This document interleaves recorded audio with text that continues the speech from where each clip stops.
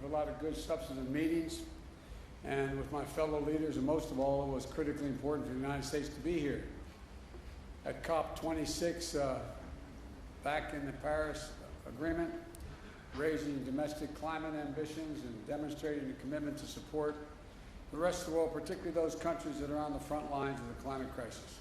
Today I spoke with leaders of forested nations, island nations, developing countries. My message to them was the United States is going to be their partner as we meet this climate crisis.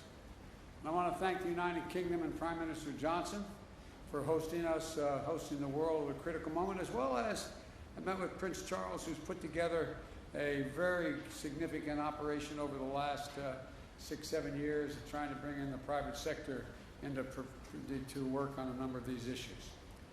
Glasgow must be the start, as you're tired of hearing me say it, but a decisive decade of action so we can keep the limit of 1.5 degrees within the reach of us and the rest of the world.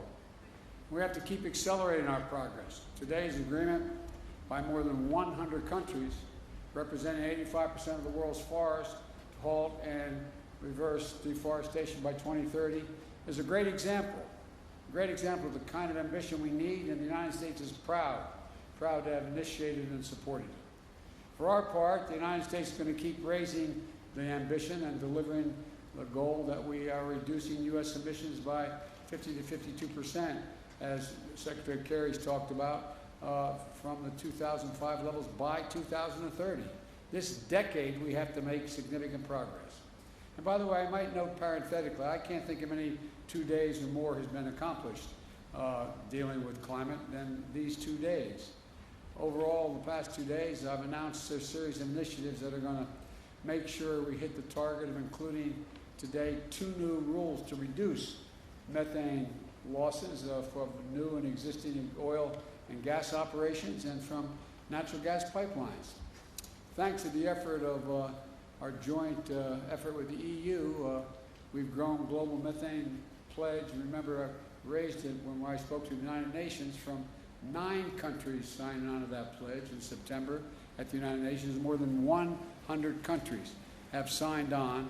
It's about half the world's methane emissions, 70% of the world's global GDP.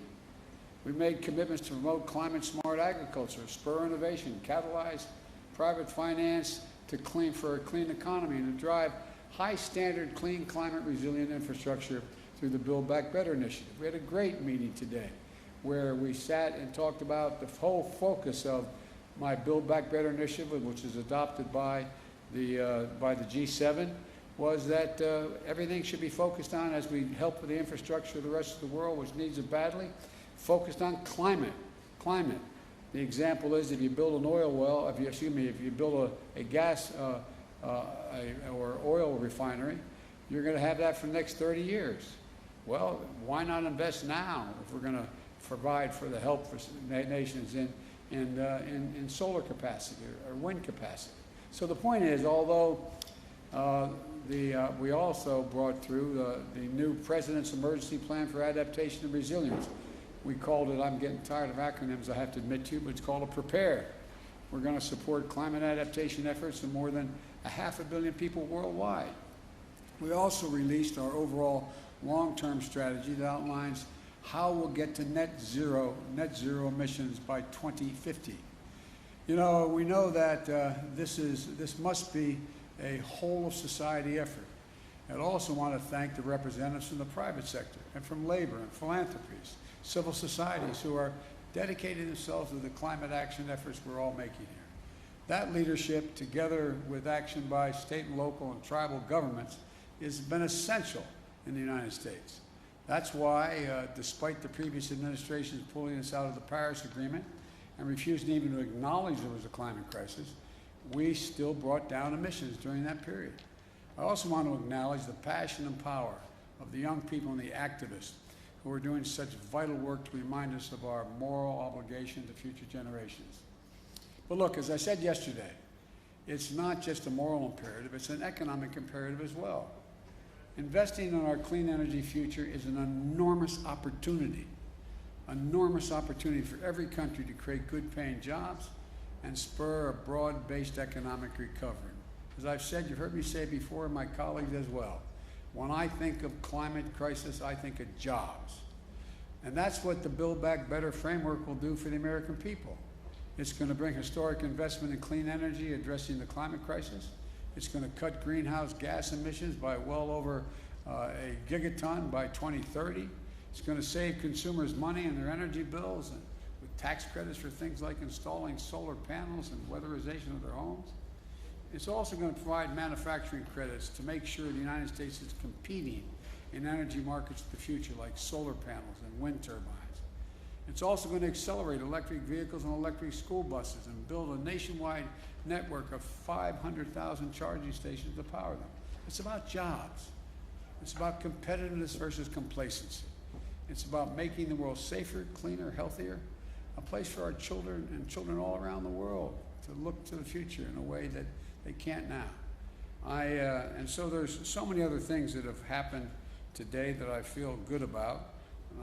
But let me start, if you will, by I'll be happy to take your questions. Phil, you got a question? I'm watching on TV a lot. Thank you very much, Mr. President. You noted your disappointment with Chinese actions on climate in Rome, and also the lack of willingness for Chinese President Xi Jinping to show up at either the G20 or COP26. But I wanted to ask more broadly, when you assess where things stand right now in U.S.-China relationships after your first 10 months in office, your diplomats have had difficulty engaging in a substantive manner with some of their counterparts. You have a Chinese military that has tested a hypersonic missile this summer and is building its nuclear capability. What is your general assessment of where things stand, and are you concerned that the potential for armed conflict has grown over the course of your first 10 months in office? Well, let me start off by addressing the first part of, if not the question, the statement. And that is that I indicated that China and Russia not showing up in Saudi Arabia was a problem. We showed up. We showed up. And by showing up, we've had a profound impact on the way I think the rest of the world is looking at the United States and its leadership role. I think it's been a big mistake, quite frankly, for China, with respect to China not showing up. The rest of the world is going to look to China and say, what value added are they providing? And they've lost an ability to influence people around the world and all the people here at COP. The same way I would argue with regard to Russia. With regard to the more profound question about, am I worried about an armed conflict or some that accidentally occurring with China? No, I'm not, but I have had, as I've said before, and I think we've talked about this, Phil, but I may be mistaken, I think, as I've said, I look at China, and I've had hours of conversations with Xi Jinping, both in person when I was vice president and since I've been president, at least 5 or 6 hours worth of conversations on the telephone. And I'm going to be having a virtual summit with him. I've made it clear, this is competition. It does not have to be conflict. There is no reason there need be conflict. But I've also indicated to him, and I'm not reluctant to say it publicly, that we expect him to play by the rules of the road. We're not going to change our attitude toward Constitution, international airspace, international sea lanes, etc. We also are made it clear that we have to work on dealing with things like cybersecurity and a whole range of other issues. But I'm not looking for, I don't anticipate there will be a need for there be physical conflict. But you know, as you've heard me say this before, my dad had an expression. He said the only conflict worse than one that's intended is one that's unintended. One that's unintended. And so in my meetings with him virtually coming up, I haven't set the exact date yet, I want to make sure there's no misunderstanding. It's competition, not conflict, and so there's no unintended. Yeah, Peter? Mr. President, you're touting on this visit your $1.75 trillion plan that includes climate, but your party is still not united behind it. Senator Joe Manchin yesterday called it budget gimmicks, shell games, and a recipe for economic crisis. Today he said he never signed off on the framework. So do you have a specific commitment from Senator Manchin to support your Build Back Better bill? Yes or no? And how do you respond to those criticisms? And I have a quick follow-up. Number one, I'm not going to talk about the specifics of my conversations. He will vote for this if we have in this proposal what he has anticipated, and that is looking at the fine print and the detail of what comes out of the House in terms of the actual legislative initiatives. I believe that Joe will be there. With regard to the issue of whether or not he thinks that he's worried about this being inflationary or going to be negative impact on the economy, I think that I've made it clear to Joe, and will continue to, and we will, that as I've apologized for repeating, Peter, but 17 Nobel laureates on economics said it's going to lower inflation, raise wages, increase competition, create 2 million jobs a year, et cetera. And so I think that I understand that Joe is looking for the precise detail to make sure nothing got slipped in terms of the way in which the legislation got written that is different than he acknowledged he would agree to. But I think we'll get this done. You mentioned the word inflation there. You recently said you have no short-term answer to bring down gas prices, but as you know, it's not just gas prices now. Rents are up. The cost of everyday items are up. Inflation in the U.S. is at a 13-year high. So when specifically should Americans expect those prices to come down? Well, look, first of all, the significant reason why prices are up is because of COVID affecting the supply chain. I mean, I know I'm not trying to be instructive. I know you know this, number one. Number two, if you take a look at, gas prices, and you take a look at oil prices, that is a consequence of, thus far, the refusal of Russia or the OPEC nations to pump more oil. And we'll see what happens on that score sooner than later. Number three, I think if you take a look at what we're talking about, you look to this coming Thanksgiving. We're in a situation where we find that we are in a very different circumstance. Last Thanksgiving, as I said, this year we're working on a supply chain issue. Well, last Thanksgiving, I sat down with my wife, my daughter, and my son-in-law. This Thanksgiving, we're all in a very different circumstance. Things are a hell of a lot better, and the wages have gone up higher, faster than inflation, and we have generated real economic growth. It doesn't mean these dislocations aren't real. They do affect people's lives. For example, one of the reasons why I decided to talk about the need to deal with the operation and the gouging that occurs in some of the pricing of beef and chicken and other things is that that's why I think that's why I indicated to you we're going to look at whether or not there's a violation of antitrust laws and what they're doing. So there's a lot to look at, but the bottom line is that I think and anyone who would prefer, as bad as things are in terms of prices hurting families now, trade this Thanksgiving for last Thanksgiving.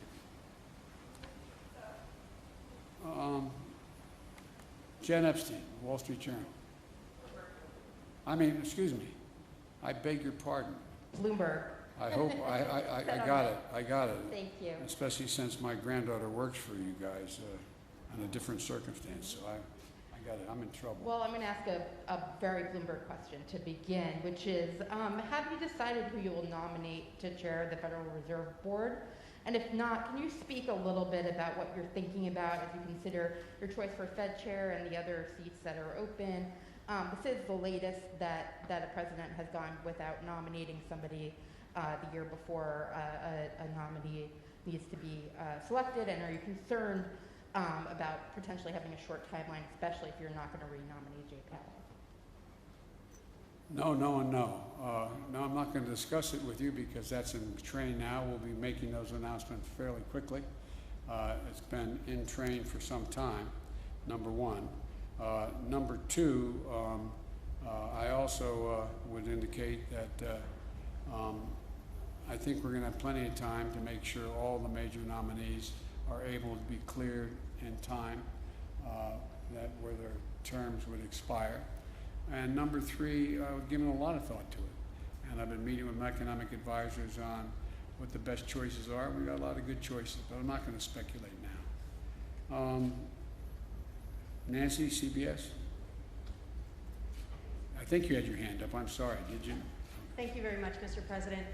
Some of the commitments you made here won't happen unless Congress passes future legislation. How do you convince Republicans and even some Democrats to get behind more spending if they look at this conference and say, China isn't meeting these global goals, Russia doesn't intend to meet these global goals, India doesn't plan to, why should we? Because we want to be able to breathe and we want to be able to lead the world. Look, I mean it sincerely. I think, presumptuous of me to say, talk for another leader, but the fact that China, trying to assert, understandably, a new role in the world as a world leader, not showing up, come on. The single most important thing that's gotten the attention of the world is climate. Everywhere. From Iceland to Australia, to, I mean, it just is a gigantic issue. And they've walked away. How do you do that and claim to be able to have any leadership now? Same with Putin and Russia. His tundra is burning. He's in a literally the tundra is burning. He has serious, serious climate problems. And he is mum on the willingness to do anything. And so I genuinely believe, and I mean this from the bottom of my heart, when I said at COP7, at the G7, that America was back, people wondered whether, well, is that really true? Well, we were able to change the dynamic of a lot of things coming out of the G7. I think what I'm about to say sounds awfully self-serving. 2 world leaders came up to me today and said, thank you for your leadership. You're making a big difference here. You're moving people. I think you and I talked about that, John, with one of the folks talking to us. And so I think the fact that America showed up and decided to lead and laid out clearly what it wished to do. For example, as I said, the mere fact that we were able to, go from 7 or 8 people or countries talking about, or maybe it was as high as 14, I don't remember the original number, to deal with the whole notion of methane. Now 100 nations have signed on. 100 nations. 100 nations have signed on to reduce methane by 30% by 2030. That is, and methane is 25 times more toxic to the environment than CO2. So we're making real progress. Or the deforestation issue. Look what we're doing. Look what we've been able to put together.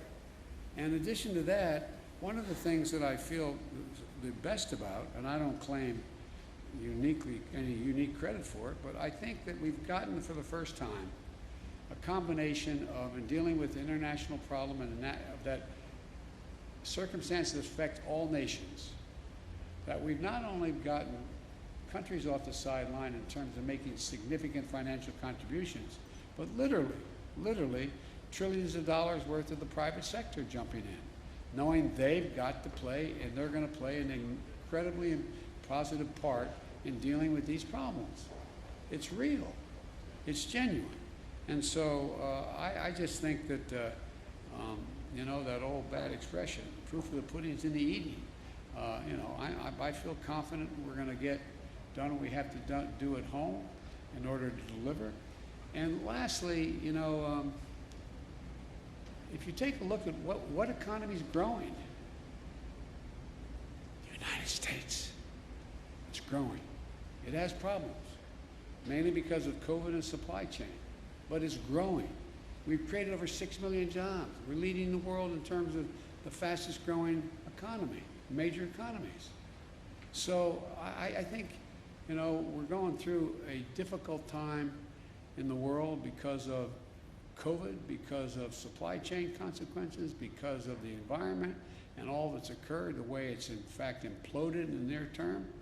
But as I said to you earlier, and I really mean it, I think it presents a gigantic opportunity, an opportunity to, in a sense, press the restart button and move in a direction that I think the vast majority of countries, and look, I'm sure you interview other world leaders that are here, the vast majority think this is an opportunity. They're not quite sure exactly what to do, exactly how to do it. Not that I have all the answers, I'm not implying that. But they know that.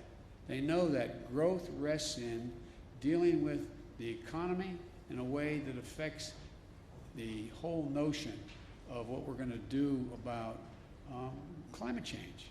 And it's a gigantic opportunity. Okay, I called on the Wall Street Journal, Catherine. I got the wrong one. Sorry. Let's try the real Wall Street Journal. Thank you very much. We are the real Wall Street Journal. Mr. President, you tweeted earlier asking Virginia and New Jersey residents to vote. Democrat Terry McAuliffe is struggling in a state that you won by 10 points. Do you see his problems as a rebuke of your presidency? And could this signal your real losses for Democrats in the midterms? We're going to win. I think we're going to win in Virginia. And you know, you're reporting it being close. The race is very close. It's about who shows up, who turns out. And granted, I did win by a large margin. But the point of the matter is that I think that this is going to be, we all knew from the beginning, this is going to be a tight race. And it is tight. And it's going to get down to turnout. And it's going to, my guess is I'm going to be landing at 1 o'clock in the morning East Coast time. That's probably about the time we'll be hearing what the final results are. I think we're going to win New Jersey as well. But look, you know, the off year is always unpredictable, especially when we don't have a general election going on at the same time. That's been the case up and down, you know, for a long time, especially as Virginia's turned more and more blue. But having said that, I don't believe, and I've not seen any evidence that whether or not I am doing well or poorly, whether or not I've got my agenda passed or not, is going to have any real impact on winning or losing. Even if we had passed my agenda, I wouldn't claim we won because Biden's agenda passed. So, but I think it's I think it's going to be very close. I think it's going to get down to, as you all know, turnout. And I think that based on what I have heard so far, it's awful hard for me to be prognosticating, which I don't like doing as president anyway, from overseas. But I think, I hope that every eligible voter in Virginia and New Jersey shows up and votes.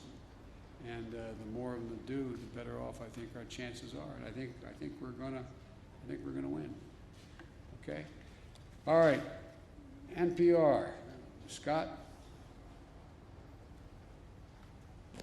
Oh, you mentioned climate activists before, and I want to ask something about them. You're touting agreements, other world leaders have touted agreements, but the atmosphere around the conference here is skeptical, and it's pretty angry. Climate activists feel like decades and decades of COPs have led to broken promises, and they feel like even if all of these goals are reached that you're talking about the last few days, it's just not enough right now. And I'm wondering what you would say to the people outside who are really angry at this conference, especially at this moment, where Joe Manchin has expressed, has created more doubt that your climate legislation will pass, and you've got a very conservative Supreme Court about to take a look at whether your EPA can regulate greenhouse gas emissions. What's your message to people outside who just worry this all isn't enough right now, given the crisis? Well, first of all, I think anyone who is focused on the environment should be worried. We've got a lot more to do beyond what we've done. We've done more than we've ever done, though. That's the point. And more has to be done. And I didn't have a single member of this conference come up to me and say, are you going to pass what you have, and what do you think how's that going to affect it? What are you going to do? What they're looking at is what in fact is happened in terms of everything from dealing with deforestation to what we're going to do on Build Back Better and how we've been able to focus now. I mean, when's the last time you heard world leaders sit down together and agree that what they're going to do is when they deal with the needs of the infrastructure of other countries, that they're going to focus first and foremost on whether or not what the climate impact is on that. So I think, look, this is there's a reason for people to be worried. I'm worried.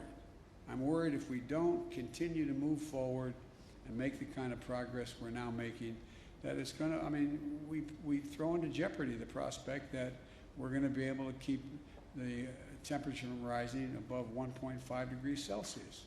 But I'm optimistic because I think there's a, how can I say it? I guess maybe the best way to say it to you, Scott, is what I feel is that the populations of each of our countries have a different perspective than they did at COP25. I think there is, I mean, not because of necessarily any of the leaders of any of our countries, including mine, that all of a sudden people are seeing these things happening they never thought would happen. They're seeing people drown in their basements in Queens, New York because of flooding and rain. They're seeing that, you know, more territory burned down in the United States just since the first of the year than it makes up the entire land mass of the state of New Jersey. They've seen hurricane with top winds of 178 miles an hour. I mean, so they're looking at these things. They're seeing more, the water's warming. They're seeing a whole range of things occurring around the world that haven't happened. And it's sort of like, whoa, whoa. Because I don't get what I used to get when I started to, there's no reason why anyone would remember this. But back when a fine Republican, a guy named Dick Lugar, was from the state of Indiana, and he and I were either the chairman or ranking members of the Foreign Relations Committee. This over 20 years ago. We ended up proposing, and it worked, but it got no enthusiasm, a thing for debt for nature swaps. People looked at us like, what in the hell are you doing? Why are you forgiving the debt so Brazil won't, you know, burn down more of the forest? Or why are you doing that so they will do?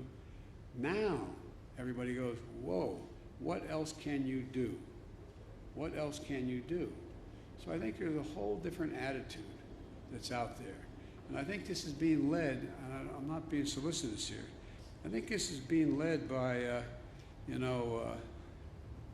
my granddaughters and their friends, that generation. I think they're out there going, whoa. And they're having a profound impact. Having a profound impact on their parents and their grandparents about what's happening. And then all these climactic and climactic things have happened that people are now paying attention like they never did before. So, you know, there's a lot more to do, and it's going to determine whether or not we're going to be able to fund what we're talking about. But, for example, even if the funding didn't come from some of the governments, you have the private sector now engaged where they're talking about investing, literally the need to invest over trillions of dollars out off the sidelines. It's bankers that are now deciding they got to. I talked a long time ago with you all about that you have major corporate America pricing in the price of carbon. It matters. So things are changing. We just have the right stewardship and enough sense as world leaders to get it right.